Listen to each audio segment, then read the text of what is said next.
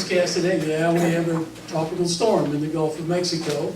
Our analysis of that, we believe this cold front that's coming in this weekend will push that tropical storm into the north or the northeast part of the Gulf of Mexico. But I have a commitment to Channel 11. If there is a threat in the Gulf, they call me in.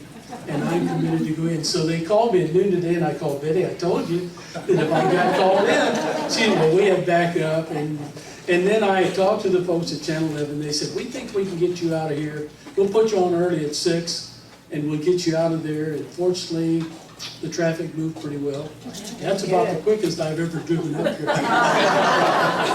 And some of you are responsible for the speed limit. You didn't see that little white thing go by. But I'm here, and I really appreciate that. I'm going to start by asking some questions. How many of you believe that the planet is warming? I'm just curious. How many of you believe, is the planet warming up? Yeah. How many of you believe that carbon dioxide is a bad pollutant? Yeah, some of you do. I heard some yeahs, right? How many of you believe that man-made carbon dioxide is what is causing the warming that we're experiencing now? Oh, yeah. Yeah? Oh, I heard it, yeah. How many of you believe that the increase in tropical storms that we're experiencing, have experienced now for almost a decade, is because of man-made global warming? I'm curious as some of you, but yeah, I think this audience is pretty well informed. My question to you next is, why do you believe what you believe? Brainwashing. You know, inevitably somebody says, well, that's what we're being told. Isn't that right? Now, surveys would indicate that 75% of citizens of this station, of this country, rely entirely on TV for their information. Now, you can add in the internet on that now, too. And if that's where your source is, you're not being told the truth. I don't know how many of you heard of the Media Research Center. They're an outstanding group of people in Washington. They did an analysis of the global warming stories that were covered on the evening news in the first 6 months of this year. They found 92. Do you know, in not one of those 92 stories was there any mention of the fact that there's been no warming for the past 15 years? Are you aware of that? For 15 years there has been no warming. And yet not one of those stories told that. So if you're relying on television, you're being misinformed. But if you do believe that man is causing warming, then you agree with our president. In January he said, some may still deny the overwhelming judgment of science. In other words, the majority of scientists believe that man is causing global warming. But none can avoid the devastating impact of a raging fire, crippling droughts, and more powerful hurricanes. Now let's take this apart a little bit and start at the bottom. There is absolutely no credible research that said that there is any relationship between global warming and fires, between global warming and droughts, between global warming and tornadoes. And if anything, in terms of hurricanes, over the last 20 years, worldwide, we've had a decrease in the number of hurricanes, and we've certainly had a decrease in the number of major storms that have hit the United States. Now, how many of you heard of this 98% of all scientists believe that man is causing warming? How many of you heard that? Yeah, right? Well, let's break that number down. Now, if I understand right, if I go up or down. There we go. That's based on a study that was done recently, where the people that did the study, incidentally, they were very biased towards man-made global warming, and what they thought is that they would do this survey and find out that all the scientists in the past believed that man is causing the warming. They looked at the papers that had been published on global warming in a 21-year period, 1991 to 2012.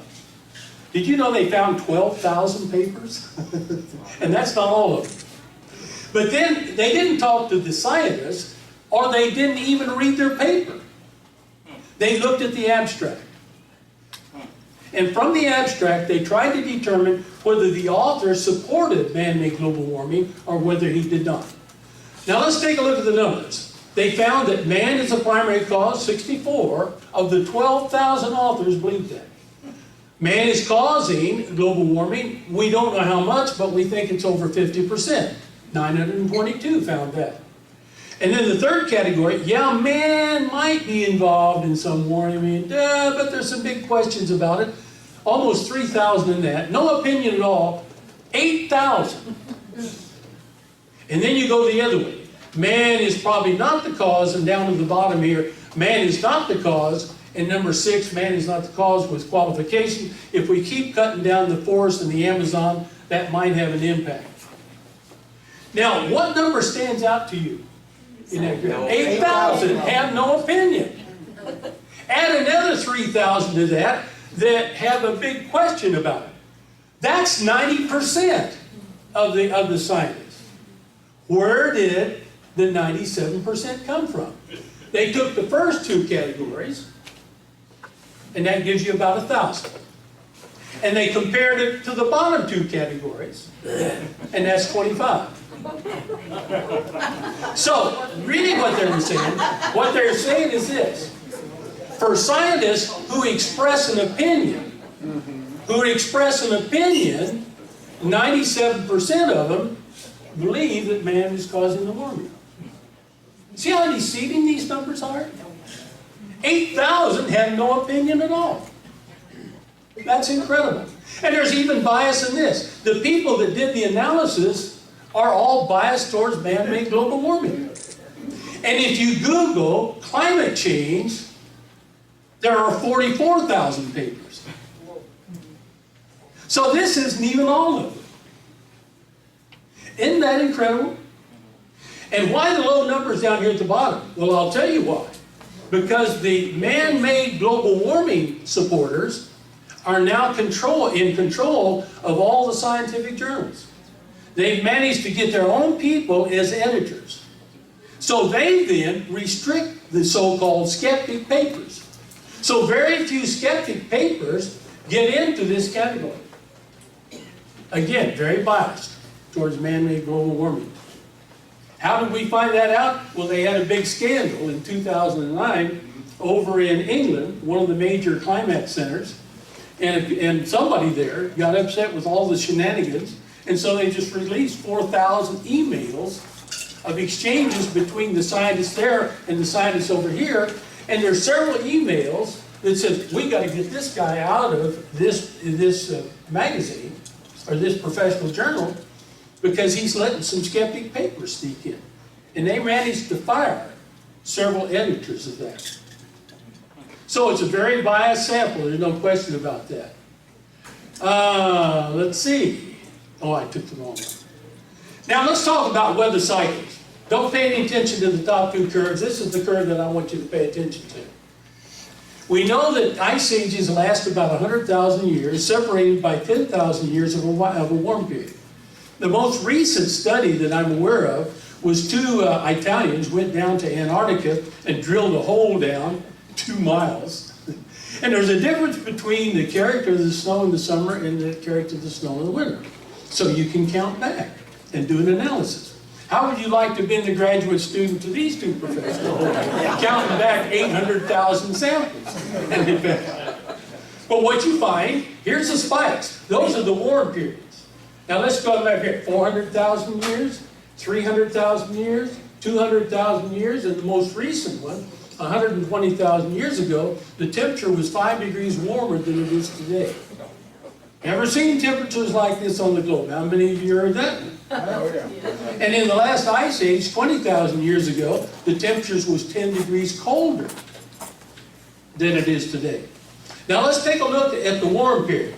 Because if you take a look at the warm period itself, well, first of all, this is about a 100,000 year cycle, right?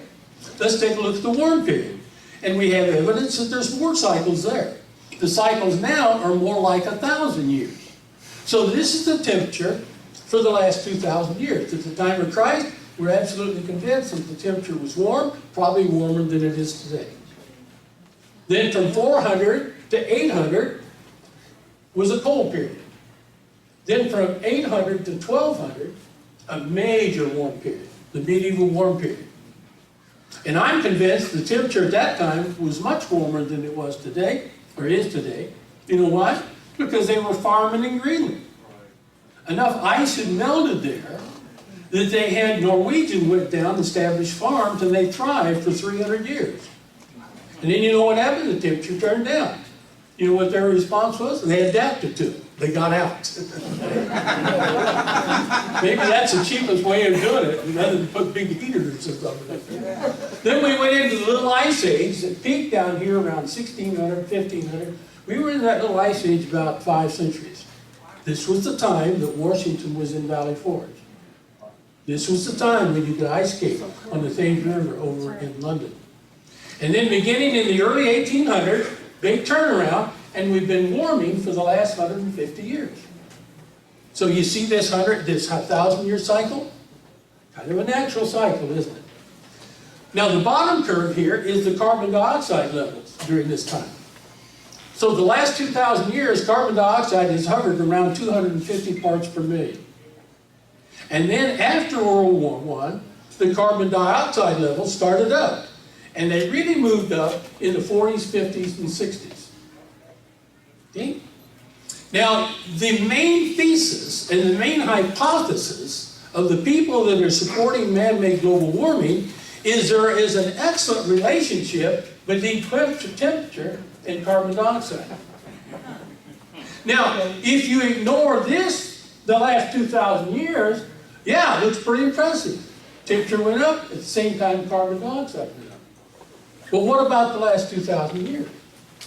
I submit to you there's not a very good relationship there. Right? Now let's go even in shorter periods. Let's just take a look at this warming period for the last 150 years. And again, evidence of the cycle. Only now the cycles are more like 30 years, plus or minus 5. So we had good warming from 1850 to 1880, about 30 years here. Then it turned cold for another almost 30 years, up until 1920. And then a remarkable warming that took place from 1920 to 1940. And then the temperature turned down. And during the 40s, the 50s, and the 60s, 35 years, there was major, major cooling.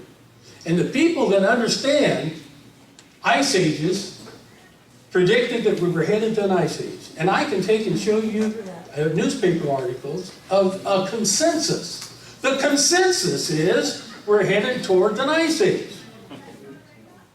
And then it all turned around in 1975. And it warmed up to about 1998. And from 1998, there's been no more warming. Now this is when all the alarmist statements were made. And notice, the temperature was going up at the same time carbon dioxide was going up. And I also pointed back here, you didn't see the carbon dioxide levels start up here, and yet we went through these cycles before that all started. And so a man by the name of Hansen saw this relationship here, currently, in the 1980s. He said, ooh, carbon dioxide is causing it. So he developed a numerical model that would predict the future that had an impact of carbon dioxide. And he predicted in 100 years, that the water was going to be 10 feet higher than it is today, and the planet was going to be 10 degrees warmer. I mean, all these horrible things came out of that particular time. And that's when global warming began to get a lot of attention. Now, let me tell you something about carbon dioxide. Carbon dioxide is a minor greenhouse gas. In terms of the total atmosphere, you know what its percent is? 0.04. I didn't say 4%, I said 0.04. It's only 3% of the greenhouse gases. The greatest impact in terms of our warming, in terms of greenhouse gases, is water vapor. 95% of the warming takes place because of water vapor. Plants love carbon dioxide. If you have a greenhouse and you can control the environment, you bump up the carbon dioxide to 1200. Because plants grow more efficiently and require less moisture.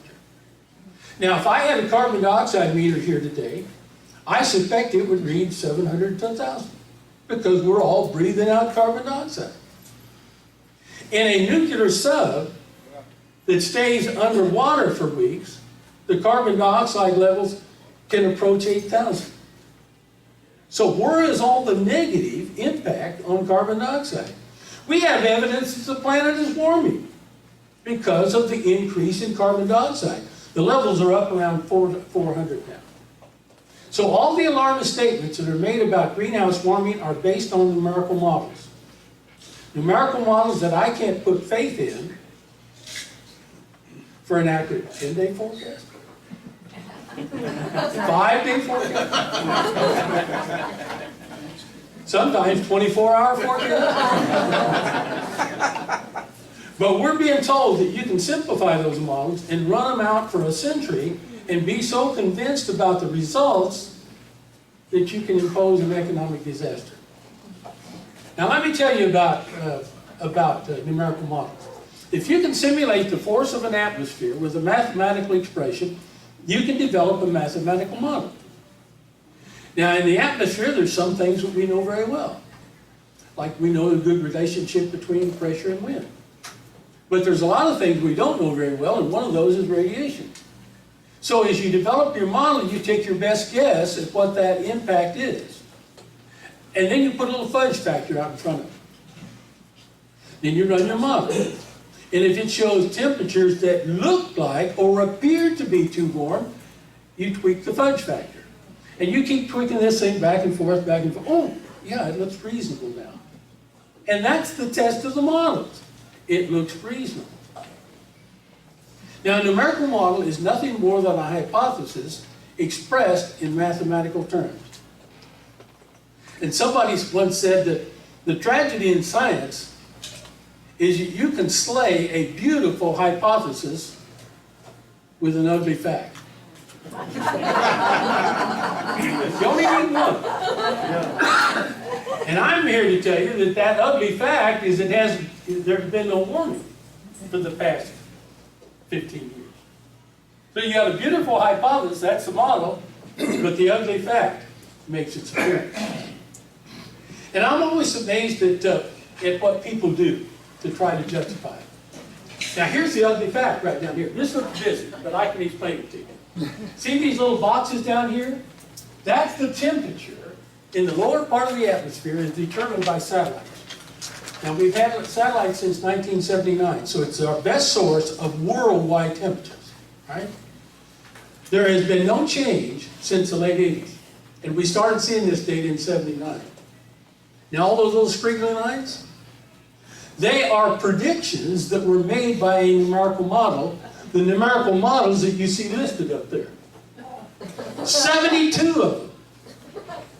The black line is the average of their predictions. Now let's see, we're over about in here.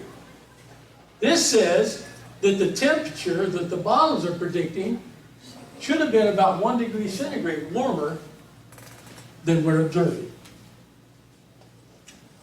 A beautiful hypothesis and an ugly fact.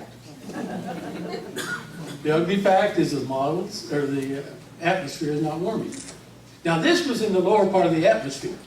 This is the surface temperature. Again, 38 models and 36. These are the results of 36 models. Now it looks like the temperature is increasing a little bit. Let me tell you why that is.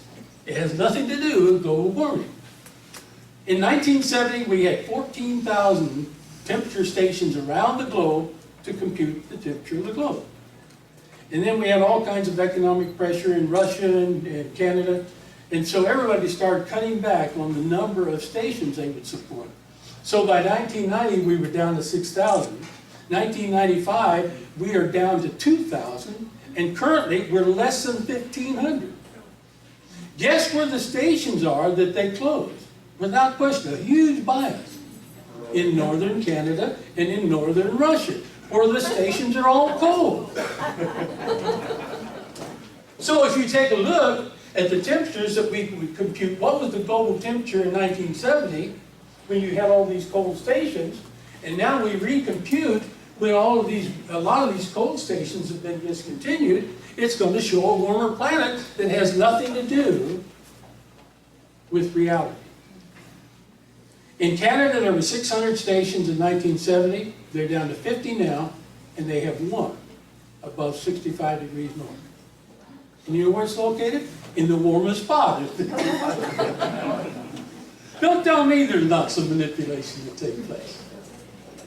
Now, there was also the statement that we're seeing more hurricanes now than we did before.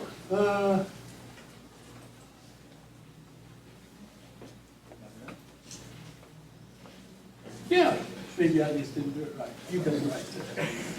Now, one thing we know, that hurricanes respond to the temperature of the water. This is the temperature of the water in the Atlantic since 1870. If you see it red, that means the water was warm. If you see it black, the water was cold. Now notice we had a warm period before the turn of the century, then it turned cold. At the same time, remember now that the planet was cooling off. Then the planet started warming in 1920 and warmed to 1940, and boy, the ocean temperatures really warmed up. Now the surprise here is the water temperature stayed warm in the 50s and the 60s and the early 70s when we had this major cooling of the planet. I don't know why that's so. I'm just telling you what happened, okay? I'm just looking at the scientific facts. And then the waters turned cold from 1970 to 1995. In 1995, we had 19 named storms in the Atlantic, and that's when the water turned warm, and they've been warm ever since. Now, what does that have to do with hurricanes? This is the temperature graph I showed you up there before. Here's the warm period, this is the cold period, and now this is the current warm period. And up at the top of the graph, you see the number of major hurricanes. That would be the 3, 4s, or 5 on a Saffir-Simpson scale since 1943. We didn't take the analysis back beyond 1943 because that's when we started flying reconnaissance planes, and so we had a pretty good idea of what was happening. Now what we observed, and not only there was a lot of major hurricanes back to the last warm period, that's 40s, 50s, and 60s, but we were observing at that time about 10 named storms a year. Now we're observing closer to 15 now, named storms a year. Aha! And I can show you papers where competent PhDs wrote their analysis. This is because of man-made global warming. And how about 2005? In 2005, we had 29 named storms. The most active hurricane period we've had in the Atlantic, right? That's a sure sign that it's man-made global warming, because the previous record was 1933 when we only had 21 named storms. Now notice I've drawn that black line right down through the western part of the Atlantic. That's the eastward extent of the range of the reconnaissance planes. So when I joined the Hurricane Center in the late 50s, we sent a plane out every day. And they'd go out there looking for hurricanes. We didn't have any satellites or anything like that. Notice how many of those tracks are east of that black line, right? There was a total of 9, or 7. Going back, right? There were a total of 7 storms that never crossed that line, right? You know how many storms that were out there in 1933? 0, in terms of the record. Does that mean there were no storms out there? No, we just didn't have any way of knowing that they were there. So again, I make the point to you that the recent upturn has nothing to do with man-made global warming. It partly has to do that we have better observing tools. I'm estimating that we observe 2 to 3 more named storms a year now with satellites. And this year, we had 2 that we certainly would have named, and we could probably put 4 in that category. It has nothing to do with man-made global warming. Another factor that I know you don't know, because only those of us who were inside of the Hurricane Center are aware of this. There's been a change in the philosophy of how we put the storms into categories. Now let's talk about the Saffir-Simpson scale. That's over on the right-hand side. Saffir was an engineer, so he went out and looked at all kinds of damage in the aftermath of the storm, and he divided the damage into 5 different categories. Notice now his category 3, it says extreme, extensive, extreme, and catastrophic. Now he's an engineer, so he could assign a wind value that would cause that kind of damage. And he did so, and that's in that 3rd column there. So now notice when you get to the extensive damage, that's a category 3 on our scale. That's winds in excess of 110 miles an hour. Now my predecessor, Dr. Robert Simpson, knew that there was a direct relationship between pressure, the 2nd column, and the winds in the 3rd column. And also storm surge you see over there on the right. So he assigned pressure values, central pressure values. And up until the time I left, still the most reliable a measure of the strength of a hurricane was the central pressure, because the hurricane would fly out, drop a little parachute, and that little instrument went down to the surface, and we could tell you within a couple millibars what the central pressure was. Well, what are the winds in a hurricane? They fly a little X pattern at 7,000 feet. So what really are the winds? See, there's a lot of uncertainty there. And I can tell you, the Air Force pilots that I know are not flying into those most intense hurricanes, where the winds are probably the strongest. Now, all the time that I was there, we relied very much on the pressure to assign this storm to a particular category. And I used to get complaints by pilots. They fly out, find 50-mile-an-hour winds, they call back and say, you better name this thing. I said, well, tell me what your pressure is. They said, well, it's a little high. And I said, fine, let's wait till tomorrow and see what happens. And if the pressure drops to support the wind, we'll go ahead and name it. Well, oftentimes the pressure didn't drop.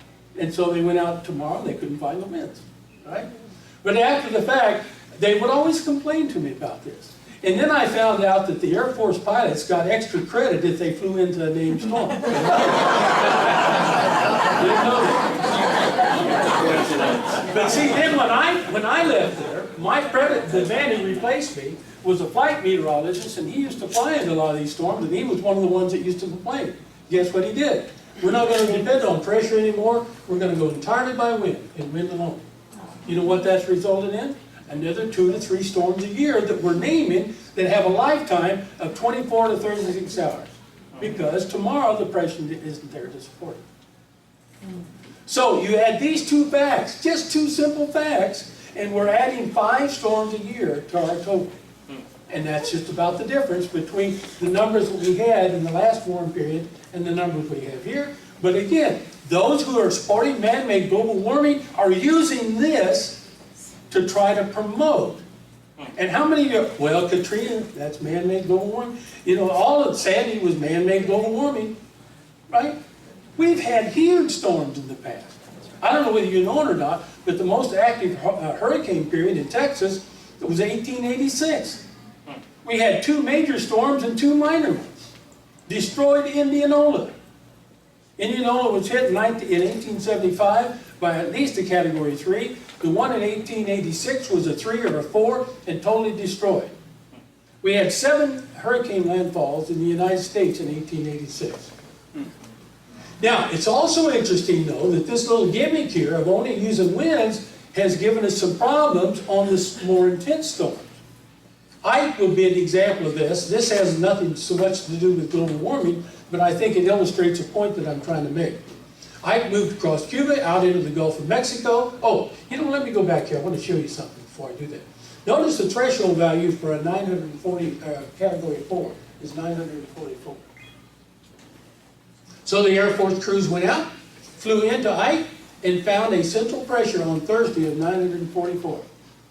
That's nearly a Category 4. But they didn't find winds in excess of 110 miles an hour. So they called it a Category 2 all day long. Now that's serious, because the Bolivar Peninsula got cut off Thursday night.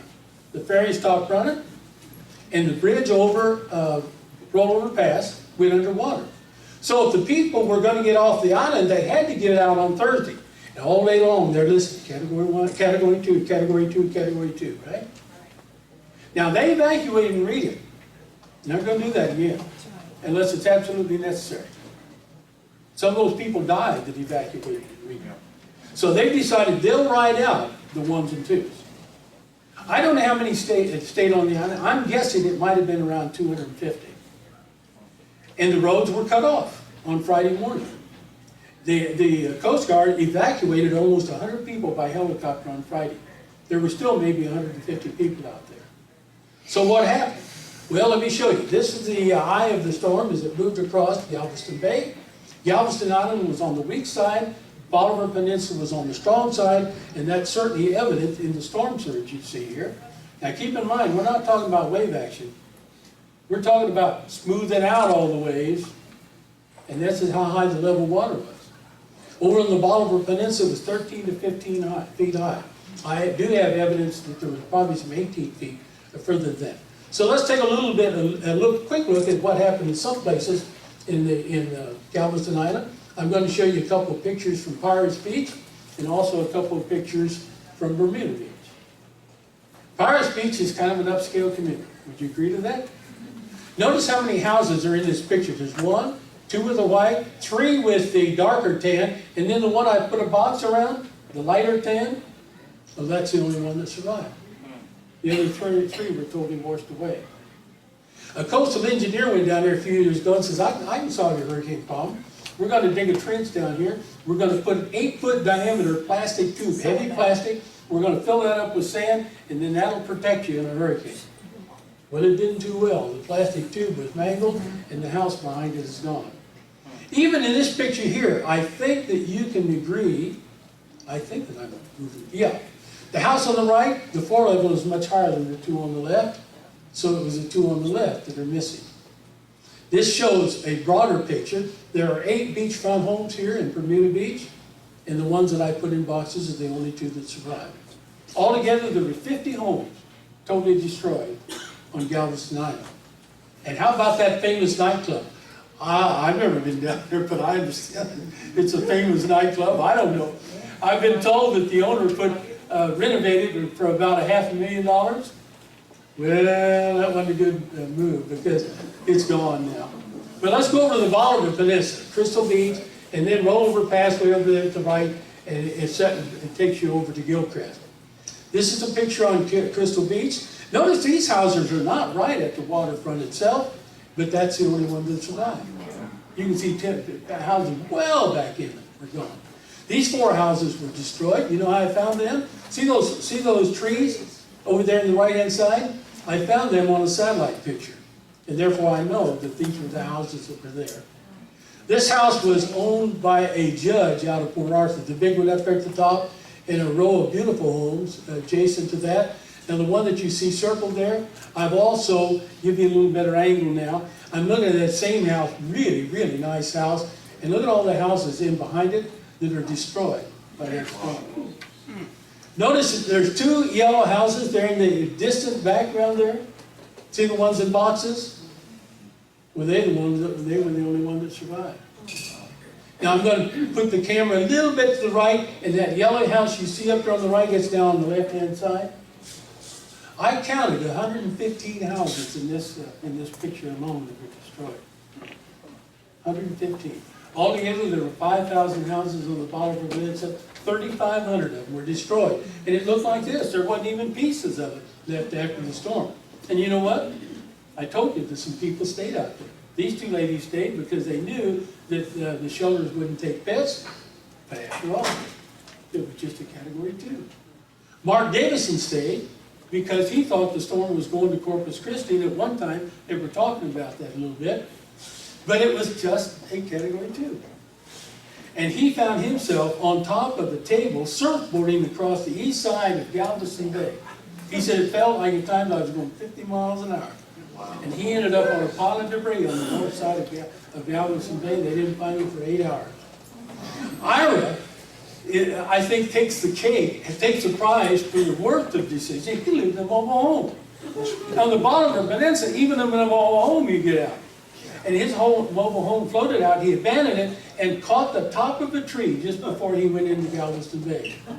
Jan is retracing the steps of her mom.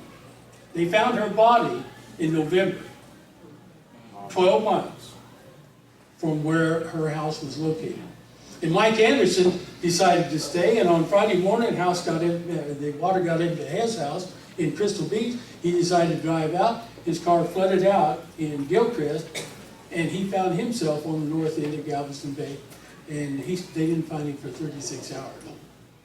This is Gilcrest. That's the Rollover Pass. Gilcrest is just beyond that. There were 500 houses there before the storm. Only 4 survived, and only 2 were survivable. And the mystery house is the one down here at the bottom. The couple that bought that house, or built that house, they had actually bought a house just a few weeks before Rita, and it was severely damaged. They repaired it, and then they tried to repair it. They found out the pilings had die rotted, so they built the house up much stronger, and it survived. Incidentally, that's a Baptist church just in there. And this is what it looks like today.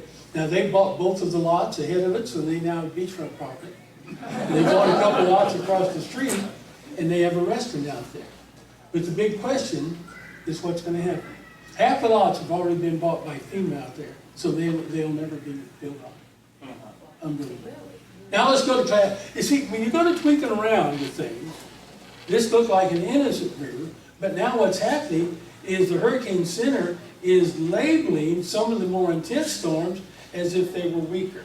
That happened in Katrina. Just before Katrina made landfall, a Category 5 storm, they downgraded it to a Category 3 because that's what the winds show. Unreal. Now, let me get back to this bit. I'll come right back to that. I'm amazed at what the people that are pushing global warming will do. Did you know there are two truth squads out now? And the truth squads are to identify the skeptics that write a paper and to demonize them and to destroy them in every way they can. We have a whole organized effort in the school system, including the grade schools. I saw a cartoon a few years ago that showed this big giant bulldozer come into the scene. The scene was a forest scene, animals running around, and just a beautiful scene. Here comes this bulldozer in the left, knocking down trees, killing animals. You know what was on the side of that bulldozer? USA. USA. I had a call from a good friend of mine who's a researcher down at the National Hurricane Center. He said, Neil, you never guess what I'm doing. I'm in a seminar. I said, well, that's not unusual. You're in a research center. But he said, this seminar is a little different. The United States is spending millions and millions of dollars sending teams around over the world to train professors, to train scientists, and to train government workers how to respond to the media and support global warming. Unreal. And I want you to know that the global warming issue is in the church now. I don't know if you know that or not, but it's in the church. In big time, it's in the church. And it all started back in December of 2005, a meeting in London of a lot of pastors. And one of the big advocates of global warming is there in England. He spoke to them, and he put a real guilt trip on it. He said, you guys in the church are not doing anything, and we're destroying the planet. Well, one of the men that was in that meeting was a man by the name of Sizzy. He was one of the senior officials at the National Association of Evangelicals. And he came back, and he managed to get 89 of those pastors to sign a statement, Evangelical Call to Action. And all it said, there was no scientific evidence to support his statement. It said, the planet is warming, man has caused it, and it is the poor people that are going to suffer from this, and we need to do something, and we need to do something immediately. Well, a man by the name of Dr. Calvin Weissner is with the Cornwall Alliance. Now, in the year 2000, a number of pastors met in Cornwall, New York, to just discuss some of the issues for the upcoming century. So they formed kind of a loose organization there and decided, hey, we need to move more often and keep notes and keep some records. So there was an organization there. When they saw this call, they went to a couple of very strong Christian meteorologists and had them write up the summary of the state of the science. And then, oh, incidentally, the group in February, the CISIC, they called a press conference, and everybody showed. The New York Times, the CNN, and they ran stories for a week about how the churches now are supporting man-made global warming. So, Dr. Calvin Beister in the Cornwall Alliance in August, they called a press conference, challenging with you can go on their website and read it. It's excellent. You know how many showed? Nobody. Nobody showed at that meeting. Now, CISIC continued to suggest that the National Association of Evangelicals supported man-made global warming, and Dobson and a number of others, they said, this is not right. So they got a hold of NEA and said, do you support that? And they said, no. And they said, well, why don't you dismiss this guy then? Okay. Southern Baptists, in their meeting in 2007, they took a position on global warming, a realistic position. They said the science hasn't been resolved. We're concerned, and we're going to watch it, but we think the best thing you can do is adapt, and that's what Weisner's group said. Yeah, it's warming. We don't think man is contributing that much, and yes, if we start imposing all kinds of regulation, it's going to hurt the poor people because they can't get cheap gas or cheap energy. So the Southern Baptists, he said essentially the same thing. And it was rather interesting that in 2008, here's Cizzik's group now has an urgent call to action. Well, NEA was challenged again, and so they let him go. So he's not with them anymore. But in March, now keep in mind, the official Southern Baptist position on global warming is that we're not going to take any action now because we don't think the science has been resolved. The next March, Frank Page, James Meredith, it isn't Meredith, some of you, some of the Baptists, you know about that. But these were presidents of the Baptist Association. They issued a letter and said, oh man, the Baptist position is way, way too timid. We got to start taking action. Well, I called Dr. Page and I said, are you aware that, oh, he said, Neil, I'm so sorry, Calvin Beisner's already got a hold of me. He said, I had no idea there was a conflict. I said, how did you get involved in this? He said, well, my best friend's son is in seminary in Wake Forest. And they're putting guilt trips on him there about man-made global warming. And do you know the son is now established an organization called the Southern Baptist Environmental and Climate Initiative. And he's got 750 pastors to sign up for that statement. The most recent statement was put out in July the 10th, 2013, when 200 alleged Christian scientists signed a letter that went to the leaders in Congress and to the president, strongly urging them to take action because we're scientists. Well, Beisner's group went back and checked out as many as they could and found out 166 of those are biologists. You know, I called a half a dozen of them. I said, how did you get involved in this?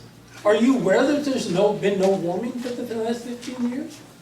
And they said, well, I guess we didn't know that. I said, well, how did you get involved? Well, he said, this is what the international documents say, and this is what all of our professional science papers say. And you know, well, I thank you, I appreciate that. I didn't know that at all. One of them said, who cares if it hadn't warmed up in the last 15 years? All right, now then, finally, the question. If the science hasn't been solved, what is driving this whole process? Well, let me suggest, first of all, I'm going to suggest 4 things. The first one is that people who develop numerical models are absolutely convinced that their model is right. I used to get calls from people, professors, MIT. I got a model that's going to solve your hurricane problem. You can junk all the rest of the stuff you've got. I said, well, bring it on down. We'll try it this summer. Not one time did the model solve our problem. One much better than the one we had down there. But they are convinced that it's right. And yeah, money is an issue. In the last decade, the United States has spent $150 billion on global warming. Sure. $150 billion. Do you realize how many professors at colleges and universities are supported by that kind of money? Let me tell you a little bit about Al Gore. I saw an economic analysis. When he left the White House, he was worth several $1 million. He's worth over $100 billion today, and this analysis was before he sold this TV station. And if carbon tax goes in, he will become an instant billionaire. Because he and others had the trading mechanism already set up, and this industry, it was developed in Chicago. So they would have a trading mechanism for carbon credits somewhere in Chicago. Now the third category is a little more difficult to complain about. There are many of us, all of us in this room, are concerned about the poverty in the world today. I've been to India. I've seen the untouchables on the street. I've been to Haiti. I've been to Africa. Yeah. How can you complain about people that have that kind of concern? But let me suggest to you that if we'd have taken that $150 billion and put it in those kinds of very credible programs, we could have wiped out the starvation in Africa and clean water and DDT, which is another whole story. But let me suggest to you the primary reason for the global warming push now is well illustrated in this statement by Morris Strong. He's a multimillionaire out of Canada. He was the first chairman of the International Meeting on Global Warming in Rio de Janeiro in 1992. His opening statement at that meeting isn't the only hope for the planet that the industrialized civilizations collapse. And isn't it our responsibility to bring that about? Now, he didn't say anything about temperatures of the globe. He didn't say anything about carbon dioxide. He said that will be used as a tool to bring around the real purpose, which is to collapse the economy of the United States so that we would be willing to join in a one world government. Now, the bottom, our concept of a ballot box democracy may need to be modified to produce a strong central government capable of making difficult decisions. He's not talking about a strong central government in the United States. Again, a one world government. And even closer to home, Strobe Talbot, Deputy Secretary of State under Clinton. Nationhood as we know it will be obsolete. All states will recognize a single global authority. God forbid. National sovereignty wasn't such a good idea. Now, that's a whole other realm of discussion.